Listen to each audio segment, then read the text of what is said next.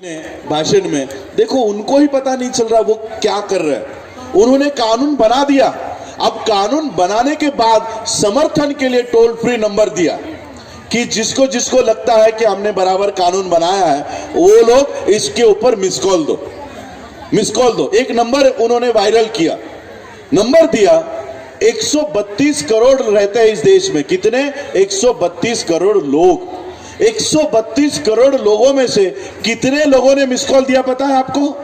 52 लाख। 52 लाख। उसमें से 52 लाख में से इन लोगों की जाहिरात क्या थी पता है? इन लोगों ने ये नहीं कहा कि सीए के समर्थन में अगर आप हो तो इस नंबर पे मिस कॉल दो। इन्होंने कहा नेटफ्लिक्स का ये एपिसोड देखना चाहते हो तो इस नंबर पे मिस कॉल दो।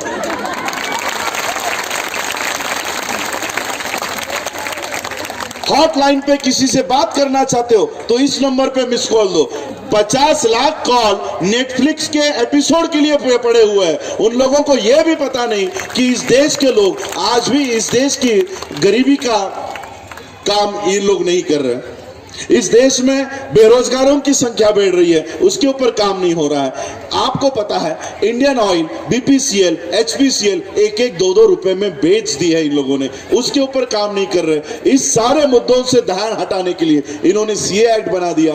पूरा देश यहां पर लग गया है और पिछले रास्ते से ये पूरे देश को बेच रहे हैं। आज फिर से हम लोगों को इस देश को बचाने के लिए खड़ा होना है और ये काम हम लोगों को करना है, इस देश के लोगों को करना है, भारतीयों को करना है। सभी जाति धर्म के लोगों को अपना अपना धर्म आज बाजू में रखते हुए भारतीय होने के नाते हम लोगों को इकट्ठा होना है। यही आशा और विश्वास मैं आप लोगों से करता हूं। और आप ये मत सोचो कि आप लोग अकेले हो, आप लोगों को कोई मीडिया नहीं दिखा रहा, कोई कुछ नहीं दिखा रहा। अगर आप लोगों के आंदोलन का इफेक्ट नहीं होता तो कलेक्टर आके आपको बोलता क्या उठो और चले जाओ।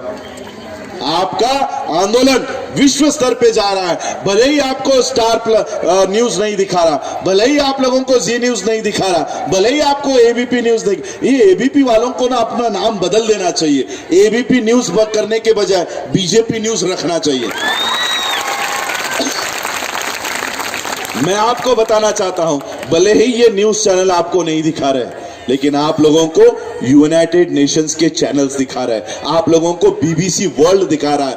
आपके आंदोलन पूरा विश्व उसकी दखल ले रहा है। भले ही इंडिया के मोदी सरकार के ये बिके हुए चैनल आपका नोंद नहीं लेते हो, पूरा विश्व आप लोगों का दखल ले रहा है। और इसी तरह से आप लोग ये आंदोलन को पूरे शिद्दत से और पूरे ईमानदारी से इसी आंदोलन को किसी भी राजनीति की घुसपैठ न होते हुए आप लोग ये आंदोलन जारी रखें। पूरे देश भर में हम लोग ये आंदोलन कर रहे हैं और इसी तरह से इस आंदोलन को आप आगे बढ़ाएं और ज्यादा से ज्यादा इसी तरह के आंदोलन पूरे देश भर में, ये महात्मा गांधी बाग और पूरे देश भर में शाहीन बाग ये तैयार होते जाए। आज 9-10 जगह पर इस तरह के आंदोलन चल रहे हैं। ये 9-10 जगह पर से अगर ये सीए एक्ट नहीं हटाया गया तो ये 90 बनेगा, ये 900 बनेगा और 9000 के संख्या में इसी तरह के आंदोलन पूरे देश भर में चलते रहेंगे। यही उम्मीद मैं करता हूं और आप लोगों से यही आशा और विश्वास करता हूं। देखो बाबा साहब, मैं आज बहुत लोग मुझे पूछते हैं कि ये मुस्लिम लोगों के आंदोलन में आप लोग क्यों जा रहे हो, बौद्ध होके बाबा साहब के परिवार का होके क्यों जा रहे हो? मैं आप लोगों को बताना चाहता हूं, शायद वो महिलाओं को पता नहीं होगा। इस देश का जब संविधान बनाया जा रहा था, बाबा साहब को कहा गया था कि बाबा साहब हम आपको संविधान सभा में लेंगे ही नहीं।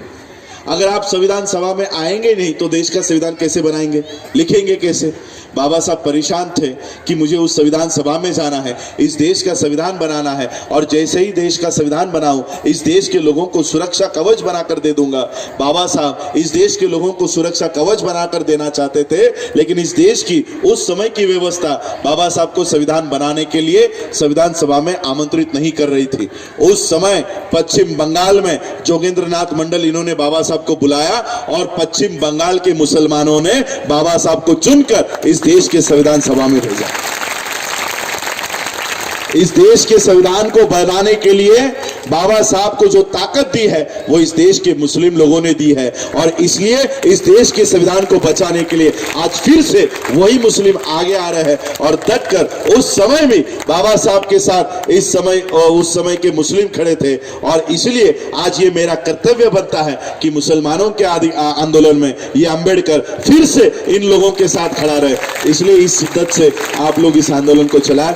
मुझे और शाम को फिर से मेरी सभा है बिदर में है, ये इसी विषय के ऊपर है, तो मैं आज आप लोगों को यहाँ पर आप लोगों ने मुझे बुलाया। मैं मैडम से विनती कर रहा था कि 3 घंटा आना 3 घंटा जाना, मेरी शाम की सभा मिस हो जाएगी, लेकिन फिर भी आप लोगों ने मुझे यहाँ बुलाया, थोड़ा लेट हो गया, मैं उसके लिए माफ़ी चाहता हूँ। लेकिन आप लोगों ने मुझे यहाँ बुलाया, मुझे सुना, उसके लिए मैं आप लोगों का आभार व्यक्त करता हूँ। और आप लोगों के इस आंदोलन को पूरे नेशनल लेवल पर लेकर जाने का हम लोग काम करेंगे, यही आप लोगों को आज ये आश्वासन देता हूँ और यही रुकता हूँ।